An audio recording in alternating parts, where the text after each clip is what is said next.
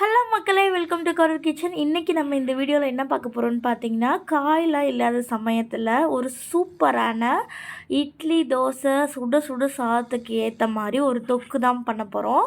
So இது எப்படி பண்ணுறதுன்னு வாங்க வீடியோக்குள்ளே போய் பார்க்கலாம். இது பண்ணுறதுக்கு ஃபஸ்ட்டு ஒரு கடாய் வச்சு அது சூடானதுக்கப்புறமா ஒரு 2 டேபிள் ஸ்பூன் ஆயில் ஆட் பண்ணிவிட்டு, ஆயில் நல்லா சூடானதுக்கப்புறமா நான் ஒரு 10 பல் பூண்டு சேர்த்துருக்கேன். அதுக்கப்புறம் பார்த்திங்கன்னா ஒரு 50 கிராம் உளிச்ச சின்ன வெங்காயம் சேர்த்துருக்கேன். ஸோ சேர்த்துட்டு இதை நல்லா வதக்கி எடுத்துக்கலாம்.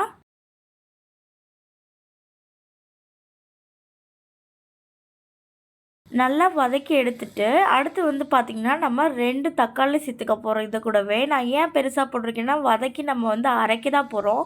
அதனால் இந்த மாதிரி பெருசாக கூட போட்டுக்கலாம். பார்த்திங்கன்னா இப்போ நல்லா வதங்கிடுச்சு தக்காளியுமே. ஸோ இப்போ பார்த்திங்கன்னா வெங்காயம், பூண்டு, தக்காளி இது எல்லாமே ஓரளவுக்கு நல்லா வதங்கிருச்சு. இப்போ பார்த்திங்கன்னா நம்ம ஒரு கைப்பிடி தேங்காய் துருவல் ஆட் பண்ணோம். நான் தேங்காய் திருவாமல் இந்த மாதிரி கட் பண்ணி ஆட் பண்ணியிருக்கேன். பட் நீங்கள் ஒரு கைப்பிடி தேங்காய் துருவல் ஆட் பண்ணிங்கனாலே போதுமானது. நான் திருவாமல் இந்த மாதிரி ஆட் பண்ணியிருக்கேன். ஸோ இது நம்ம அதை வதக்கி எடுத்து வச்சிடலாம். அதை நம்ம மிக்சியில் அரைச்சி எடுத்துக்கணும். அடுத்து பார்த்திங்கன்னா மறுபடியும் ஒரு கடாய் வச்சு அதில் ஒரு 3 டேபிள் ஸ்பூன் நல்லெண்ணெய் ஆட் பண்ணியிருக்கேன். 1 டேபிள் ஸ்பூன் பார்த்திங்கன்னா குக்கிங் ஆயில் ஆட் பண்ணியிருக்கேன். ஆட் பண்ணிவிட்டு 1 டேபிள் ஸ்பூன் கடுகு, 1 டேபிள் ஸ்பூன் சீரக மிளகு, 1/4 ஸ்பூன் பார்த்திங்கன்னா வெந்தயம் சேர்த்துட்டு ஒரு 15 பல் பூண்டை நல்லா இடித்து நம்ம இதில் ஆட் பண்ணிக்கலாம். அடுத்து பார்த்திங்கன்னா நம்ம தேவையான அளவு கருவேப்பிலை ஆட் பண்ணிக்கலாம்.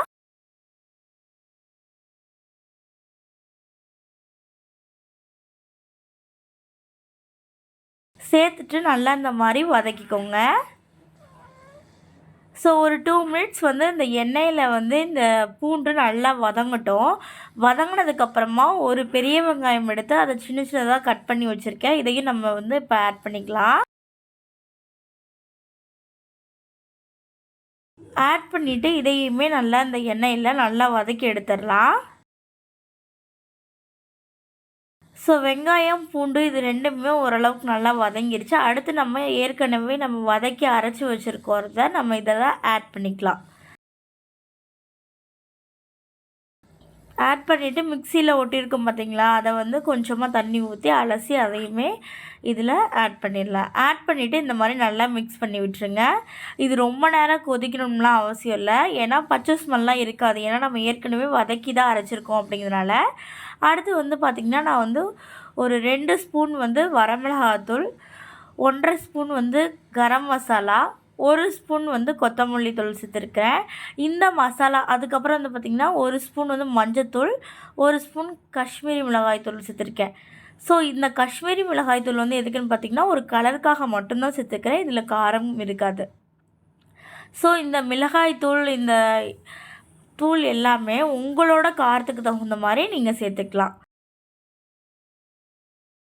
ஸோ சேர்த்துட்டு நல்லா இந்த மாதிரி மிக்ஸ் பண்ணி விட்டுருங்க. மிக்ஸ் பண்ணி விட்டதுக்கப்புறம் என்ன பண்ணணும்னு பார்த்திங்கன்னா, நம்ம ஒரு குட்டி சைஸ் புளி எடுத்து அது நல்லா ஊற வச்சு கரைச்சி அந்த புளிக்கரைசல் ஆட் பண்ணிக்கலாம். கரெக்டாக பார்த்திங்கன்னா ஒரு சின்ன டம்ளரில் 1 டம்ளர் தான் இருக்கும் அந்த புளிக்கரைசல். ஆட் பண்ணிக்கலாம். ஆட் பண்ணிவிட்டு நல்லா இந்த மாதிரி மிக்ஸ் பண்ணி விட்டுருங்க. இதில் நம்ம எக்ஸ்ட்ரா எந்த தண்ணியுமே சேர்க்க போகிறது கிடையாது. ஏன்னா இது ஒரு தொக்கு தான்.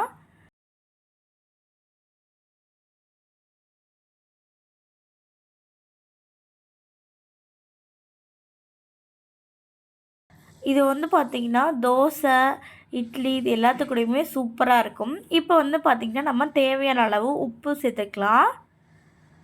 உப்பு சேர்த்து நல்லா மிக்ஸ் பண்ணி விட்டுருங்க. இந்த தொக்கு பார்த்திங்கன்னா அதுவும் சுட சுட சாதத்து கூட போட்டு சாப்பிட்றப்ப ரொம்ப ரொம்ப சூப்பராக இருக்கும்.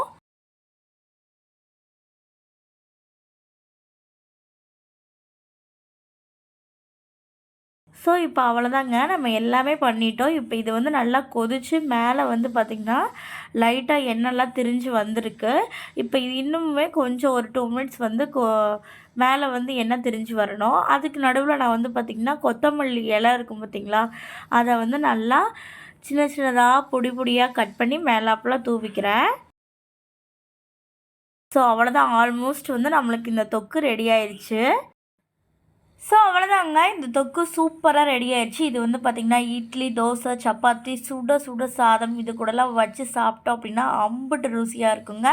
நீங்களும் உங்கள் வீட்டில் இந்த தொக்கை ட்ரை பண்ணி பார்த்துட்டு எப்படி இருந்துச்சு அப்படின்னு கீழே கமெண்ட்டில் மறக்காமல் சொல்லுங்கள்.